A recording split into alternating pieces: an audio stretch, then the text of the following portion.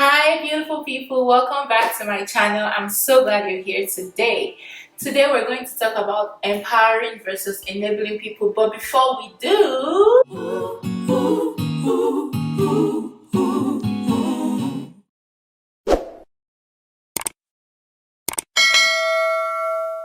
so in dissecting this dynamic of empowering versus enabling people, empowering people is a way, in my mind, empowering people is encouraging people and pointing out their power and pointing out their ability to do things.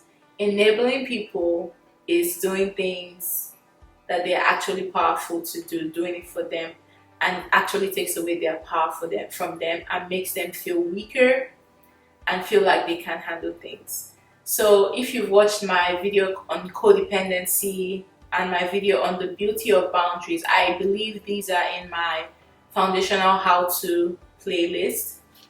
It will really help feed into this topic. An easy way to transition from enabling to empowering people is that whenever you're faced with a situation, like if someone has a problem or someone comes to you about something, one of the first questions you should ask them, if you feel like this is something that applies, is what are you going to do about it? So what are you going to do about it? And I think this is going to be especially useful in topics that are recurring. Sometimes people get stuck in cycles and they get stuck in this powerless narrative that they keep letting play in their minds, like this is the way things have to be.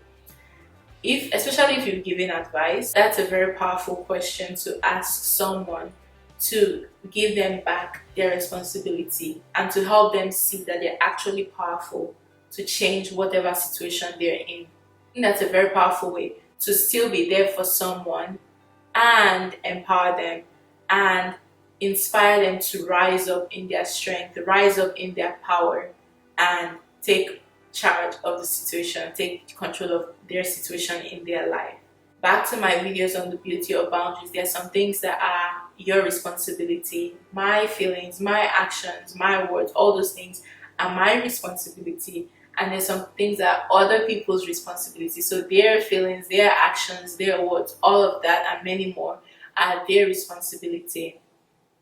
The line between enabling and empowering comes when you are either taking responsibility for something that is not your responsibility, or you're trying to give something that is your responsibility to other people. So I hope this encourages you in your relationships to help make it healthier, to help make it a healthier dynamic of relationships, because the danger of enabling people is that, first of all, you feel overwhelmed because you're taking on things that you should not be taking on, and second of all, they feel weak.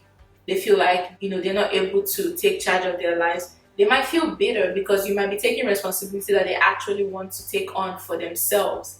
So that might be a dynamic, because it's possible for us to start drawing significance from feeling needed. So it's possible for us to jump in and try to help where people haven't said they needed help. So someone might just be telling you something just to have your listening ear, and you might be trying to fix something that they haven't asked you to fix. So that's a good check for you too. It's not always on the other person's side. Enablement is not a healthy dynamic in any relationship.